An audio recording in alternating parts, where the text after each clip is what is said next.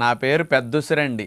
కార్తీక మాసంలో వనభోజనాలు చేస్తున్నారు గానీ, నాకు నమస్కారం పెట్టడం థాంక్స్ మాత్రం మీరందరూ మర్చిపోతున్నారండి. మీ తాత ముత్తాతలందరూ శ్రద్ధగా నన్ను పూజించేవారు. మరి నేను ఎంత లాభం చేయకపోతే నన్ను పూజిస్తారో తెలుసండి? హయ్యెస్ట్ విటమిన్ సిని కలిగి ఉన్న ఆహారాన్ని నేనేనండి. మరి నాలో అనేక ఔషధ గుణాలున్నాయి. మీకు రక్షణ వ్యవస్థను పెంచడానికి, దెబ్బలు పుళ్ళు గాయాలైతే మాన్పటానికి, మీ లోపల రిపేర్లు క్లీనింగ్ బాగా చేయటానికి, మీ ఆరోగ్య సంరక్షణకు నేను అద్భుతమైన ఫలితాలను ఇస్తాను. కాబట్టి నన్ను ఈ కార్తీక మాసంలో పూజింపి సంవత్సరం పొడుగునా తినమని ఆచారం పెట్టారు.